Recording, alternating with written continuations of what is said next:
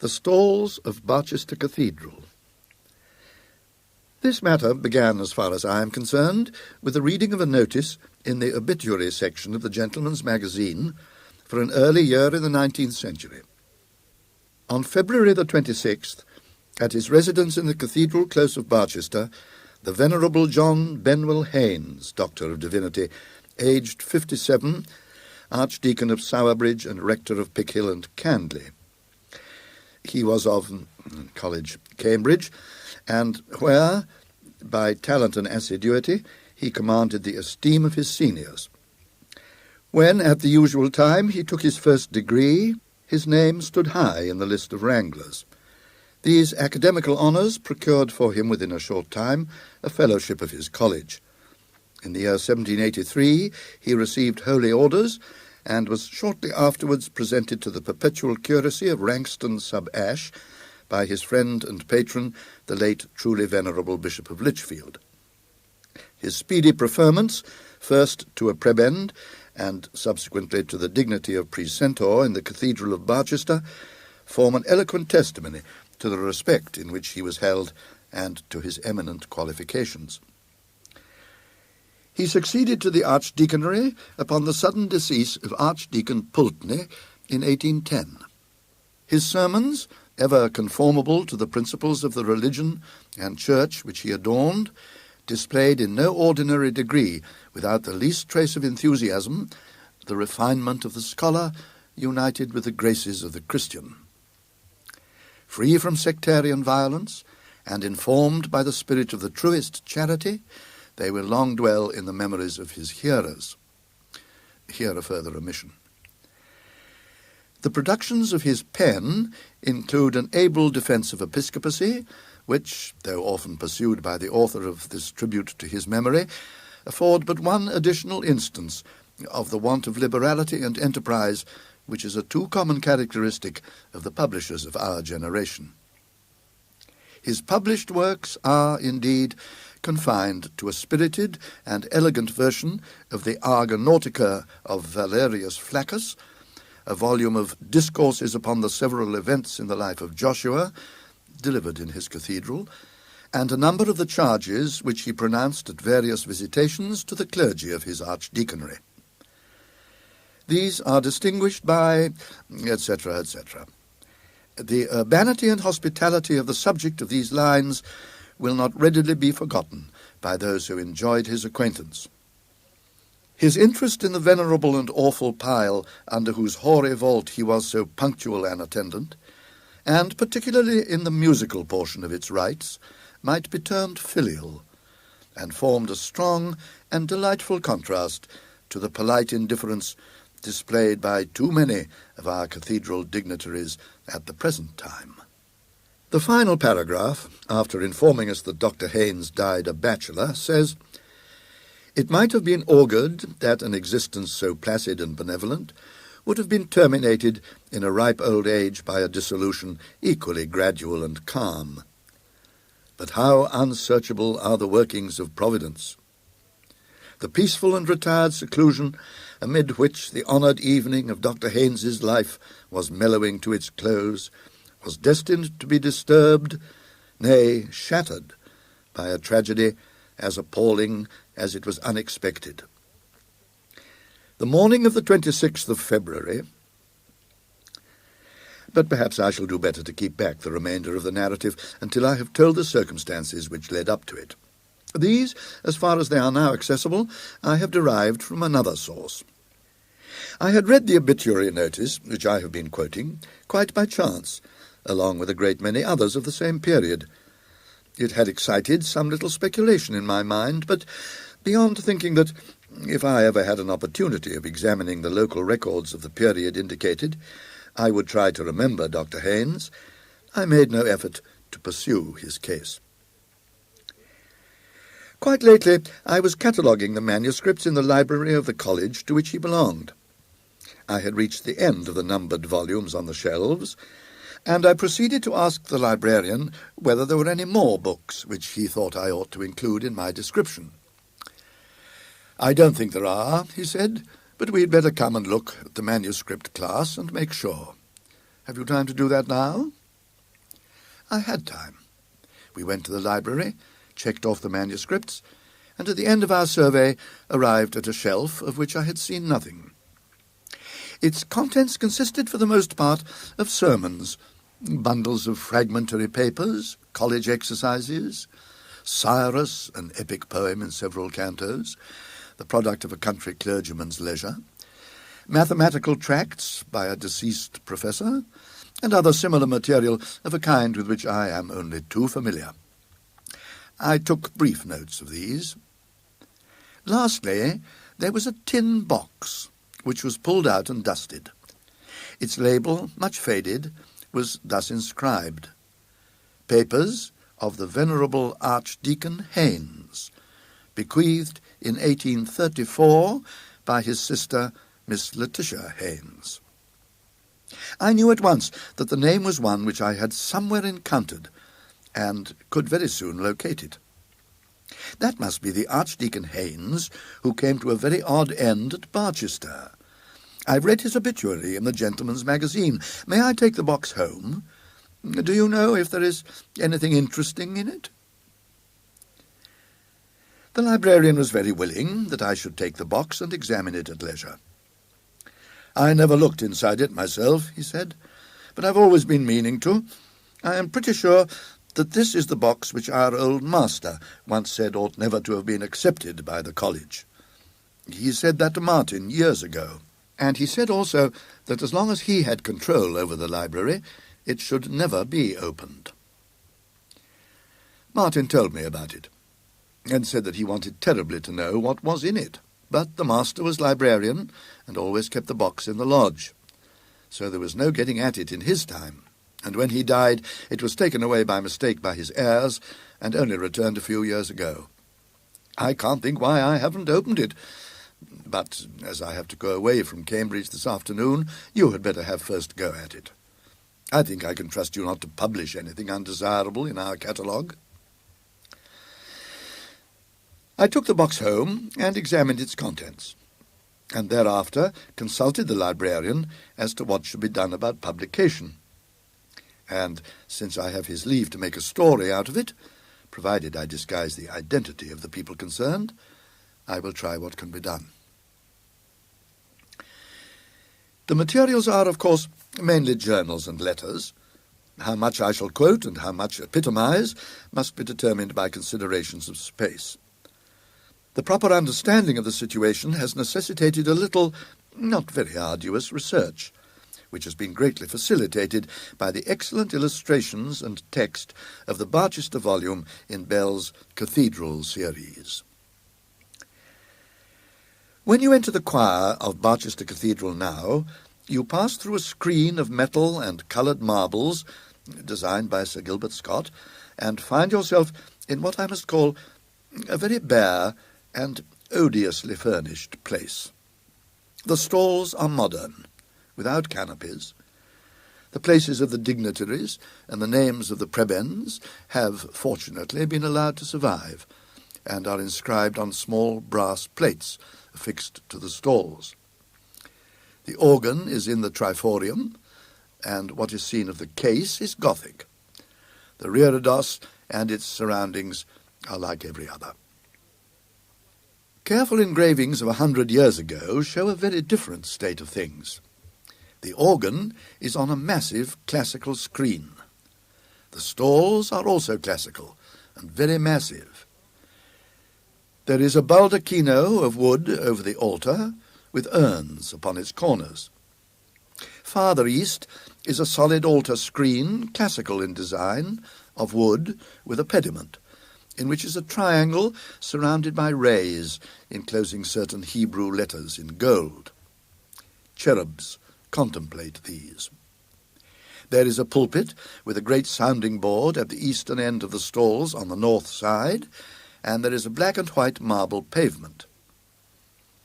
2 ladies and a gentleman are admiring the general effect. From other sources, I gather that the Archdeacon's stall then, as now, was next to the bishop's throne at the southeastern end of the stalls. His house almost faces the west front of the church, and is a fine red brick building of William III's time. Here Dr. Haynes, already a mature man, took up his abode with his sister in the year 1810.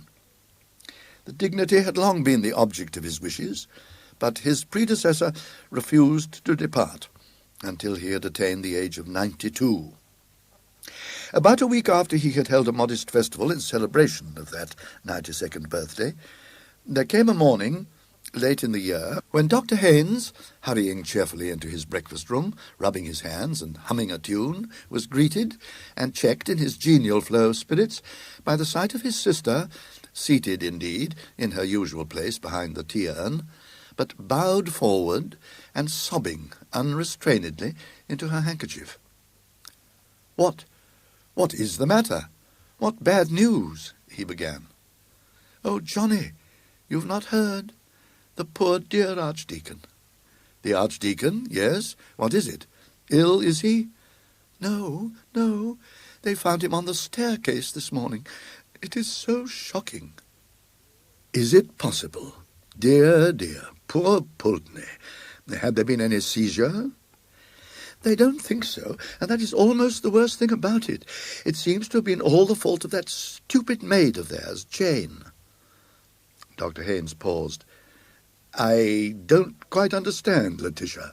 How was the maid at fault?" "Why, as far as I can make out, there was a stair-rod missing, and she never mentioned it. And the poor Archdeacon set his foot quite on the edge of the step. You know how slippery that oak is. And it seems he must have fallen almost the whole flight and broken his neck. It is so sad for poor Miss Pulteney. Of course, they will get rid of the girl at once. I never liked her." Miss Haynes's grief resumed its sway, but eventually relaxed so far as to permit of her taking some breakfast. Not so her brother, who, after standing in silence before the window for some minutes, left the room and did not appear again that morning.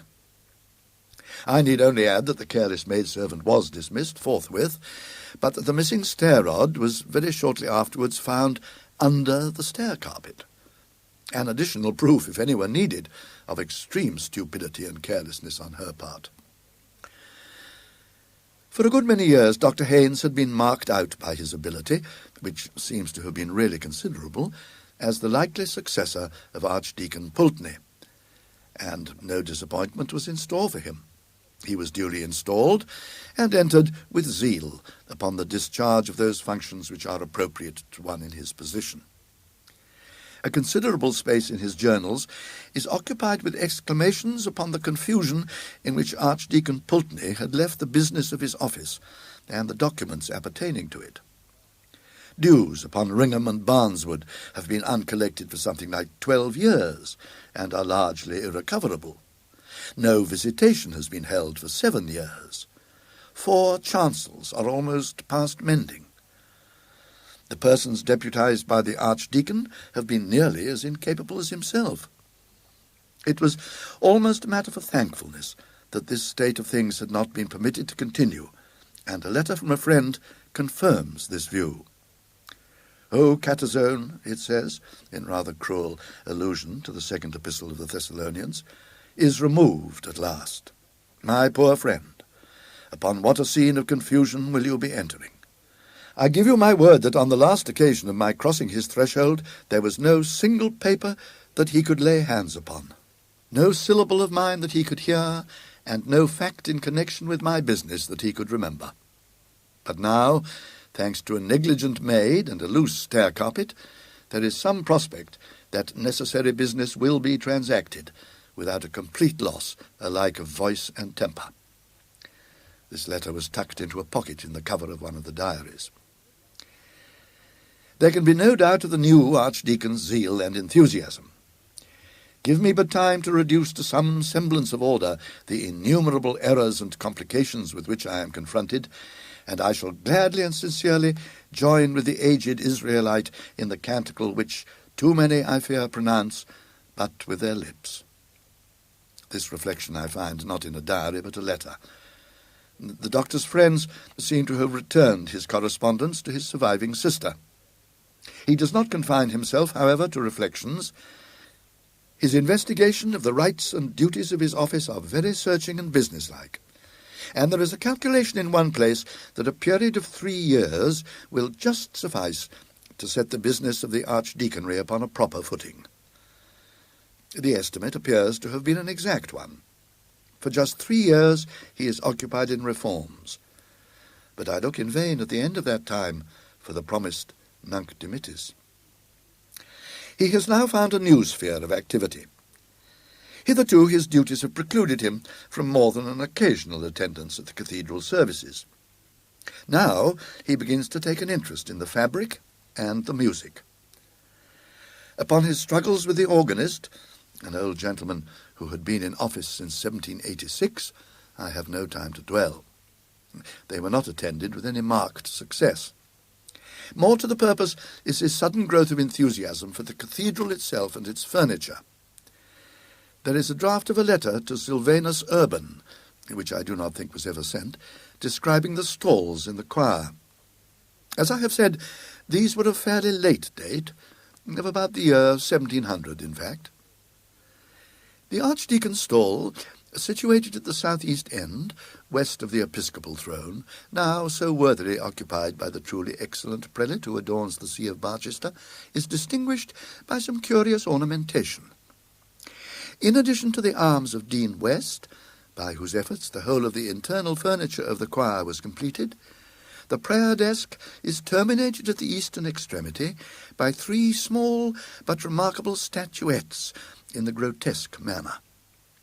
One is an exquisitely modelled figure of a cat, whose crouching posture suggests with admirable spirit the suppleness, vigilance, and craft of the redoubted adversary of the genus mus. Opposite to this is a figure seated upon a throne and invested with the attributes of royalty, but it is no earthly monarch whom the carver has sought to portray. His feet are studiously concealed by the long robe in which he is draped, but neither the crown nor the cap which he wears suffice to hide the prick ears and curving horns which betray his Tartarian origin.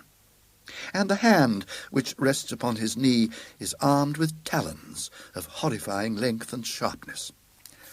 Between these 2 figures stands a shape muffled in a long mantle. This might at first sight be mistaken for a monk or friar of orders grey, for the head is cowled, and a knotted cord depends from somewhere about the waist. A slight inspection, however, will lead to a very different conclusion.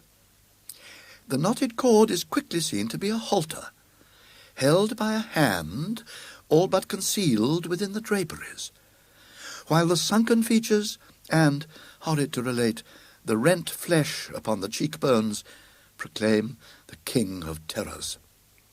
These figures are evidently the production of no unskilled chisel, and should it chance that any of your correspondents are able to throw light upon their origin and significance, my obligations to your valuable miscellany will be largely increased. There is more description in the paper, and seeing that the woodwork in question has now disappeared, it has a considerable interest. A paragraph at the end is worth quoting. Some late researches among the chapter accounts have shown me that the carving of the stalls was not, as was very usually reported, the work of Dutch artists, but was executed by a native of this city or district named Austin. The timber was procured from an oak copse in the vicinity, the property of the dean and chapter, known as Holy Wood. Upon a recent visit to the parish within whose boundaries it is situated, I learned from the aged and truly respectable incumbent that traditions still lingered amongst the inhabitants of the great size and age of the oaks employed to furnish the materials of the stately structure which has been, however imperfectly, described in the above lines. Of one in particular, which stood near the centre of the grove, it is remembered that it was known as the hanging oak. The propriety of that title is confirmed by the fact that a quantity of human bones was found in the soil about its roots, and that at certain times of the year it was the custom for those who wished to secure a successful issue to their affairs, whether of love or the ordinary business of life, to suspend from its boughs small images or puppets, rudely fashioned of straw, twigs, or the like rustic materials. So much for the Archdeacon's archaeological investigations. To return to his career, as it is to be gathered from his diaries, those of his first 3 years of hard and careful work show him throughout in high spirits, and, doubtless, during this time, that reputation for hospitality and urbanity, which is mentioned in his obituary notice, was well deserved. After that, as time goes on, I see a shadow coming over him, destined to develop into utter blackness, which I cannot but think must have been reflected in his outward demeanour. He commits a good deal of his fears and troubles to his diary. There was no other outlet for them. He was unmarried, and his sister was not always with him. But I am much mistaken if he has told all that he might have told. A series of extracts shall be given. August the 30th, 1816. The days begin to draw in more perceptibly than ever. Now that the archdeaconry papers are reduced to order, I must find some further employment for the evening hours of autumn and winter. It is a great blow that Letitia's health will not allow her to stay through these months. Why not go on with my defence of episcopacy? It may be useful. September the 15th. Letitia has left me for Brighton. October the 11th. Candles lit in the choir for the first time at evening prayers. It came as a shock. I find that I absolutely shrink from the dark season. November the 17th. Much struck by the character of the carving on my desk. I do not know that I had ever carefully noticed it before. My attention was called to it by an accident. During the Magnificat I was, I regret to say, almost overcome with sleep. My hand was resting on the back of the carved figure of a cat, which is the nearest to me of the 3 figures on the end of my stall. I was not aware of this, for I was not looking in that direction, until I was startled by what seemed a softness, a feeling as of rather rough and coarse fur, and a sudden movement, as if the creature were twisting round its head to bite me. I regained complete consciousness in an instant, and I have some idea that I must have uttered a suppressed exclamation, for I noticed that Mr. Treasurer turned his head quickly in my direction. The impression of the unpleasant feeling was so strong that I found myself rubbing my hand upon my surplice. This accident led me to examine the figures after prayers more carefully than I had done before, and I realized for the first time with what skill they are executed. December the 6th. I do indeed miss Letitia's company. The evenings, after I have worked as long as I can at my defence, are very trying. The house is too large for a lonely man, and visitors of any kind are too rare. I get an uncomfortable impression when going to my room that there is company of some kind. The fact is, I may as well formulate it to myself, that I hear voices. This, I am well aware, is a common symptom of incipient decay of the brain, and I believe that I should be less disquieted than I am if I had any suspicion that this was the cause. I have none whatever, nor is there anything in my family history to give colour to such an idea. Work, diligent work, and a punctual attention to the duties which fall to me is my best remedy, and I have little doubt that it will prove efficacious. January the 1st. My trouble is, I must confess it, increasing upon me. Last night, upon my return after midnight from the deanery, I lit my candle to go upstairs. I was nearly at the top when something whispered to me, "Let me wish you a happy new year." I could not be mistaken. It spoke distinctly and with a peculiar emphasis. Had I dropped my candle, as I all but did, I trembled to think what the consequences must have been. As it was, I managed to get up the last flight, and was quickly in my room with the door locked, and experienced no other disturbance. January the 15th. I had occasion to come downstairs last night to my workroom for my watch, which I had inadvertently left on my table when I went up to bed. I think I was at the top of the last flight when I had a sudden impression of a sharp whisper in my ear, "Take care!" I clutched the balusters and naturally looked round at once. Of course there was nothing. After a moment I went on. It was no good turning back, but I had as nearly as possible fallen. A cat, a large one by the feel of it, slipped between my feet. But again, of course, I saw nothing. It may have been the kitchen cat, but I do not think it was. February the 27th. A curious thing last night, which I should like to forget. Perhaps if I put it down here, I may see it in its true proportion. I worked in the library from about 9 to 10. The hall and staircase seemed to be unusually full of what I can only call movement, without sound. By this I mean that there seemed to be continuous going and coming, and that whenever I ceased writing to listen, or looked out into the hall, the stillness was absolutely unbroken. Nor, in going to my room at an earlier hour than usual, about 10:30, was I conscious of anything that I could call a noise. It so happened that I had told John to come to my room for the letter to the bishop, which I wished to have delivered early in the morning at the palace. He was to sit up, therefore, and come for it when he heard me retire. This I had for the moment forgotten, though I had remembered to carry the letter with me to my room. But when, as I was winding up my watch, I heard a light tap at the door, and a low voice saying, "May I come in?" which I most undoubtedly did hear, I recollected the fact and took up the letter from my dressing-table, saying, "Certainly, come in." No one, however, answered my summons. And it was now that, as I strongly suspect, I committed an error, for I opened the door and held the letter out.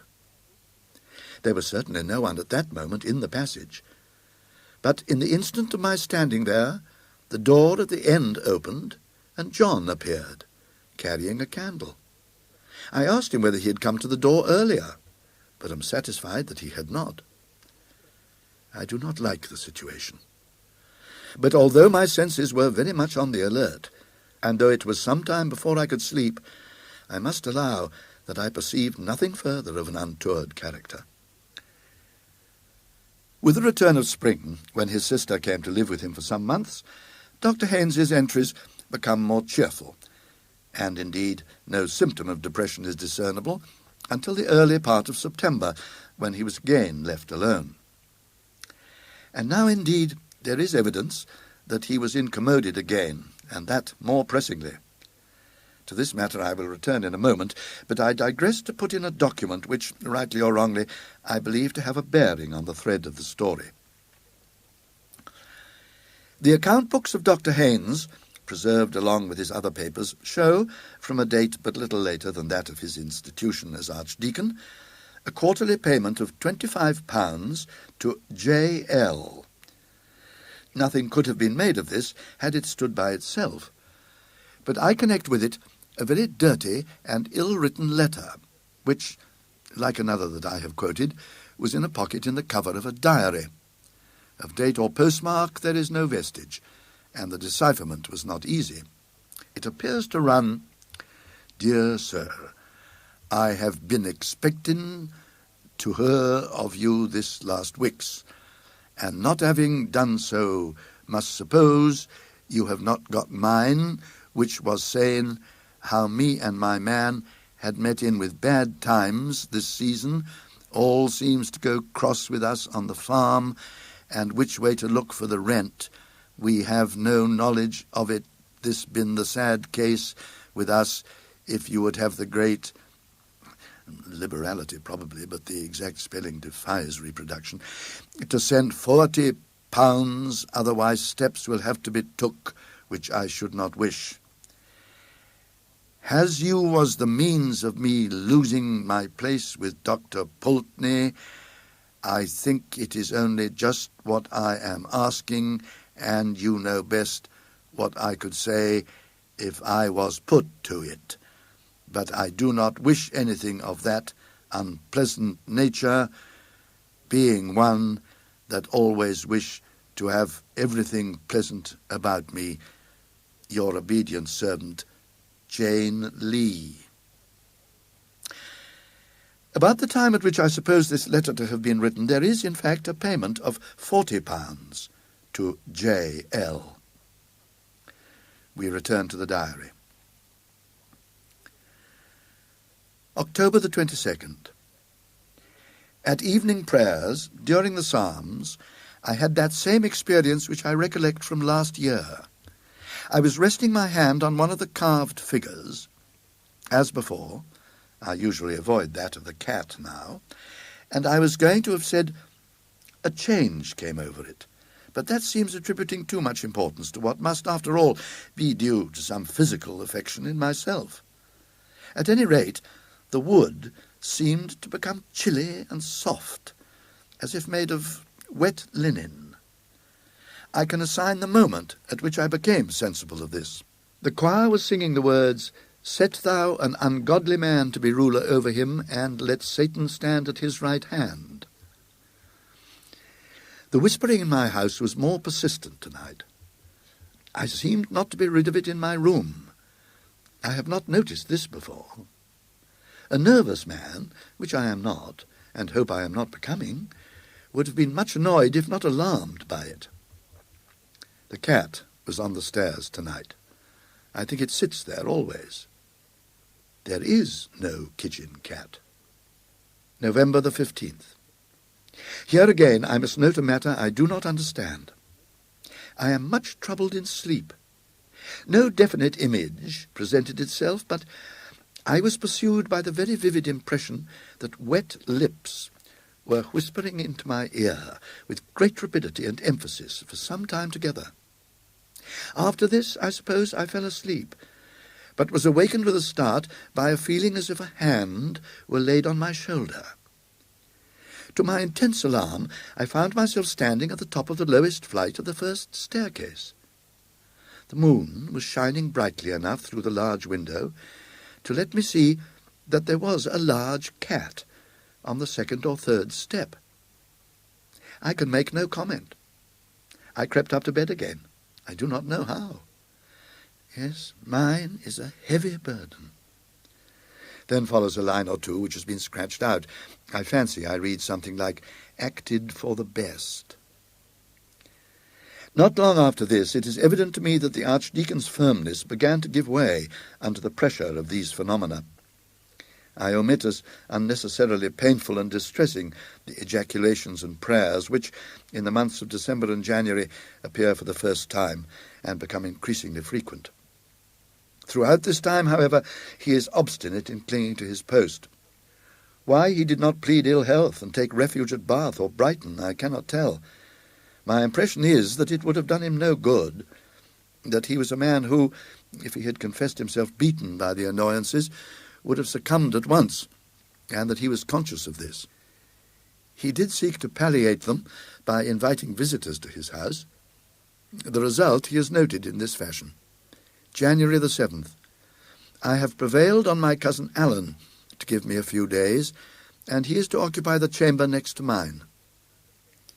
January the 8th. A still night. Alan slept well, but complained of the wind. My own experiences were as before, still whispering and whispering. What is it that he wants to say? January the 9th. Alan thinks this is a very noisy house. He thinks, too, that my cat is an unusually large and fine specimen, but very wild. January the 10th. Alan and I in the library until 11. He left me twice to see what the maids were doing in the hall. Returning the second time, he told me he had seen one of them passing through the door at the end of the passage, and said if his wife were here, she would soon get them into better order. I asked him what coloured dress the maid wore.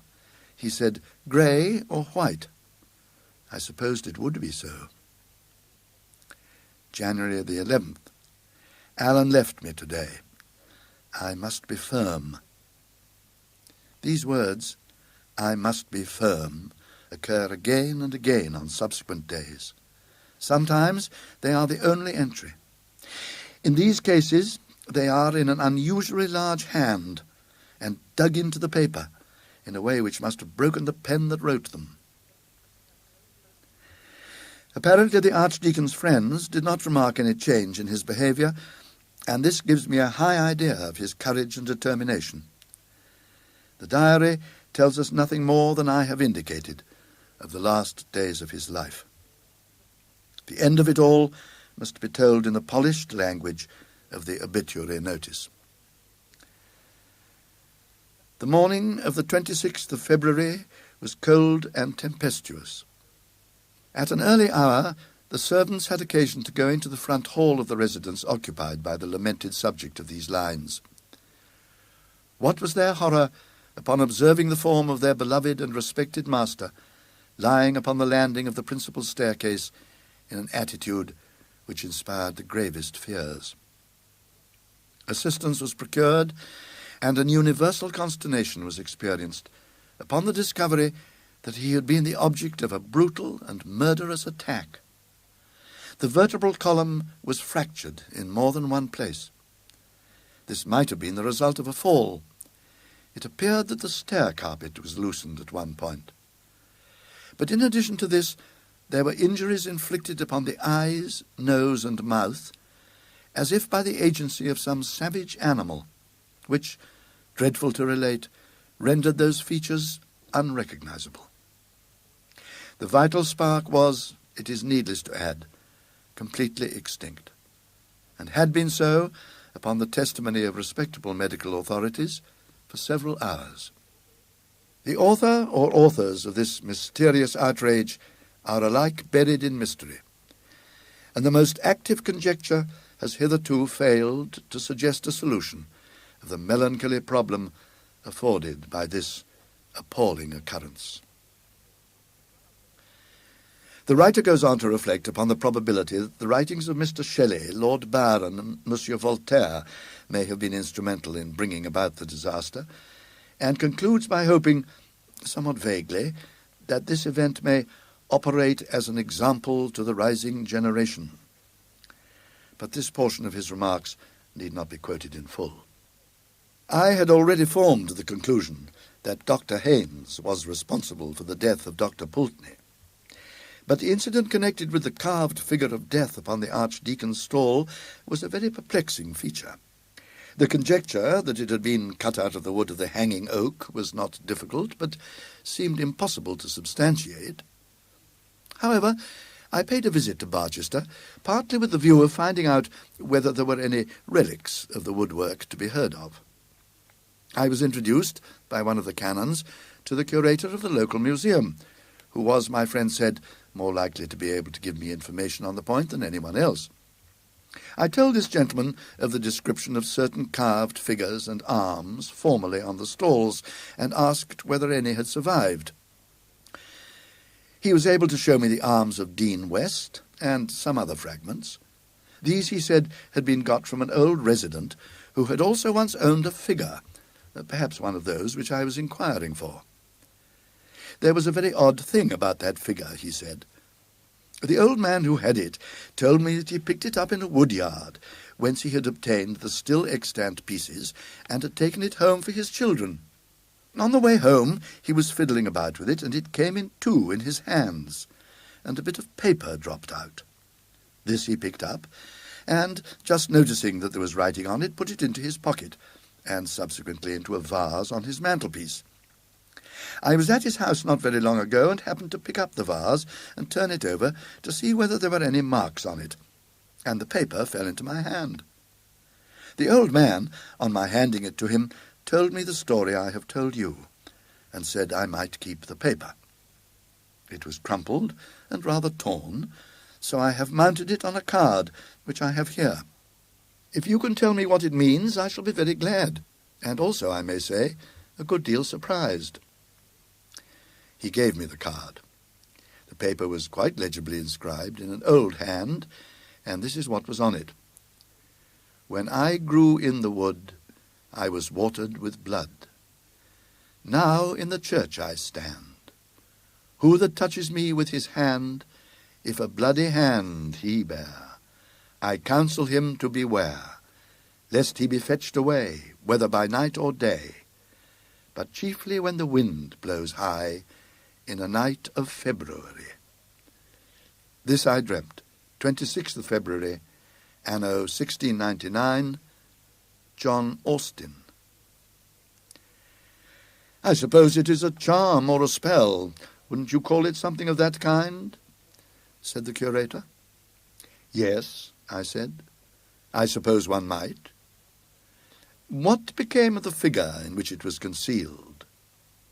Oh, I forgot, said he. The old man told me it was so ugly and frightened his children so much that he burnt it.